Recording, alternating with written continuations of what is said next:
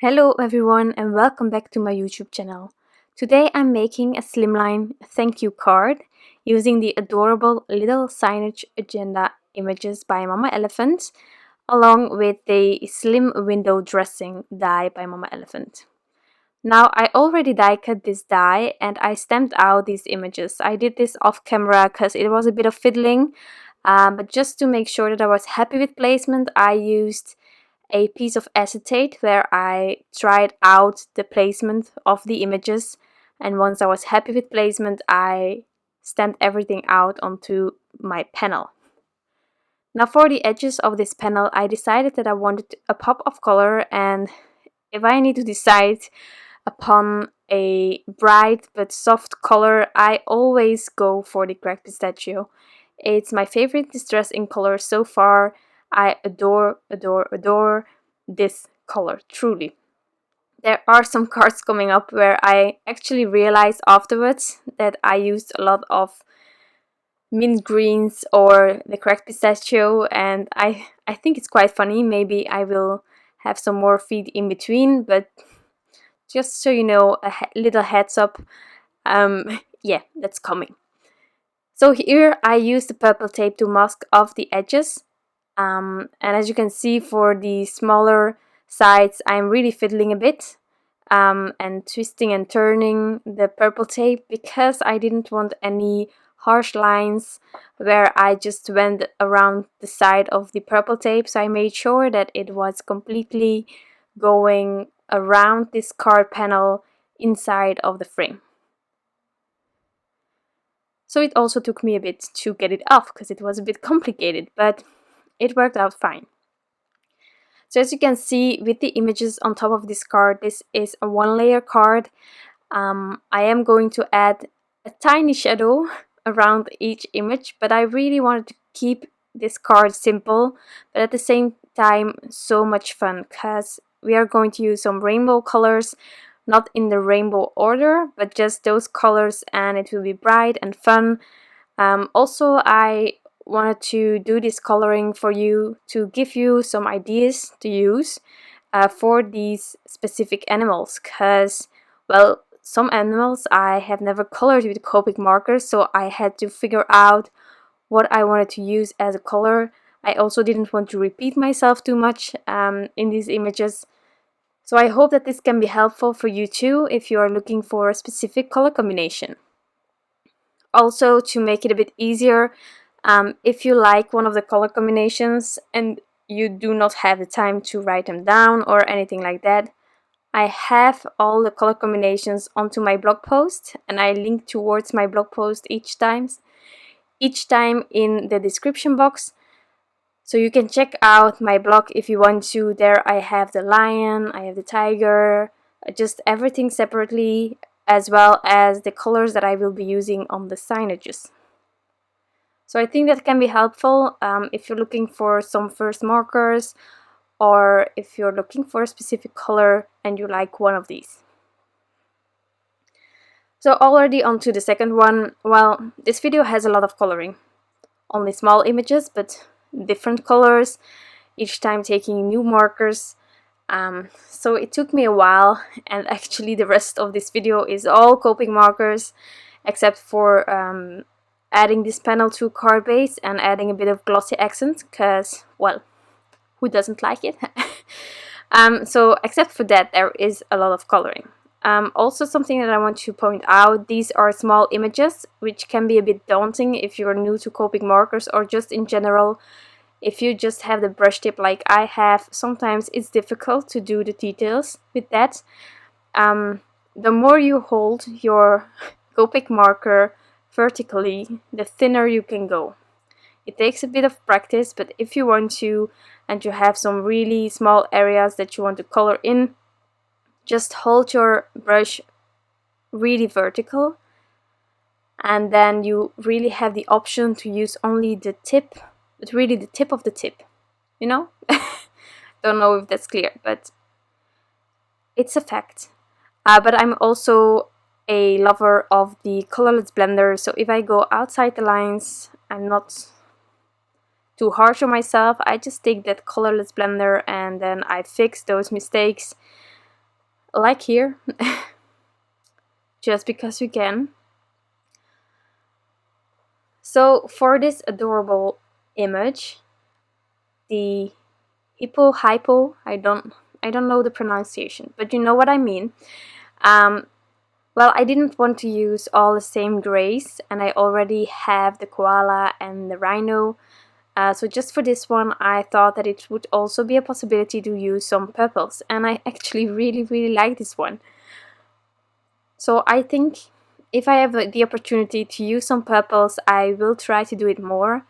I have several BGs, but it's a daunting color, I think, and I don't find them all as easy to blend, so that's probably why I avoided using them, but I love the color of it.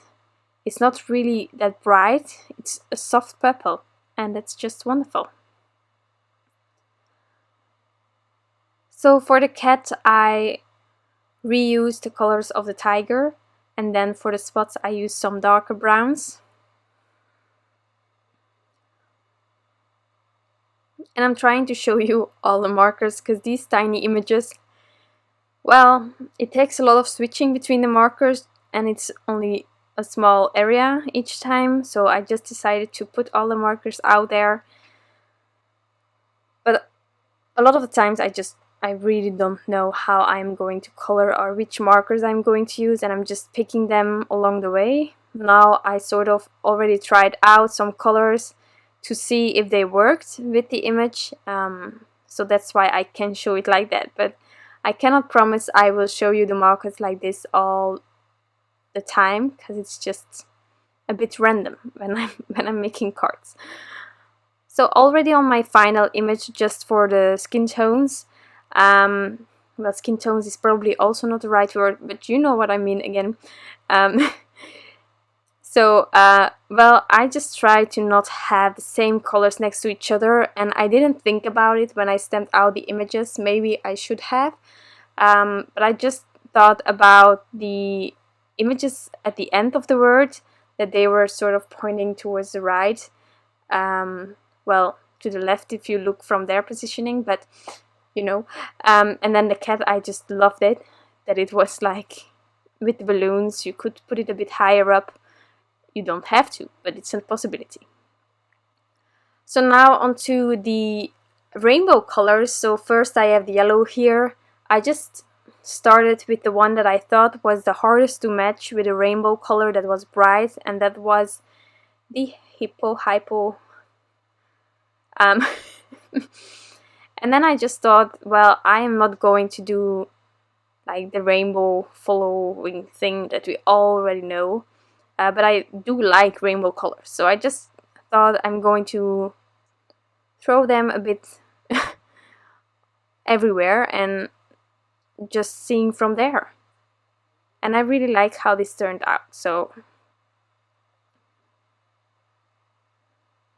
I'm trying to have everything balanced out, not more orange than on the other ones, not more reds. Sometimes it was a bit difficult, but I think it worked out fine. There are also other gradients of blue or pinks. I think, for example, I already saw a lot of people using these signage images for the names of the newborns, and I love that idea. I think if I would do it, then if it was a girl or a boy, I prefer using those standard colors that they call, but I love pink and I love blue, and I don't think it's a bad thing to give a pink card to a little girl. It's cute, and that's what it's all about. So I would then maybe use tones of pink, or tones of blue, or tones of green, or purple. Well, every color goes, but just go in that direction, and maybe pastels.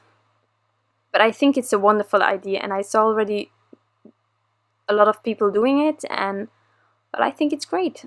You can do so many things. You can do this thank you card. You can put them on an A2 size, because these are small images, so they fit on there as well.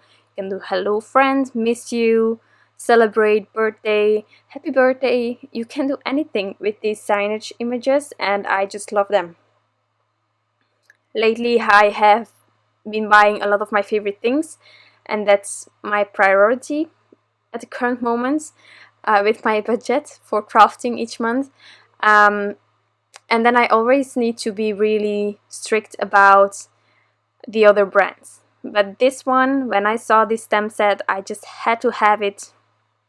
I bought it immediately and created this card, and I had so much fun. So here you see that I just added a glow of W1 on the left and bottom side of each image, just to give it a bit of dimension. You don't really notice it on purpose, but it sort of works.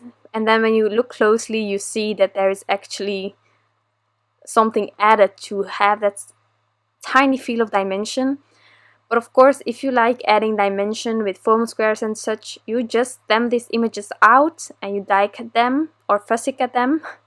I wouldn't do that, but if needed, you fussy cut them and then you add them. It's perfectly fine, and that will give it a natural shadow as well. So I added the glossy accents, which was, well, not as clever, but well, you can do this. I have enough space to press this panel down on my card base, but well, in normal cases, I would first add this panel to a card base and then add all the glossy, all the stickles and such. But enough room here, so it worked out fine. That's my card for today. I had so much fun creating this, and I hope that you enjoyed watching the coloring most of the time. If you want to know about the Copic marker combos, you can check it out on my blog post linked down below.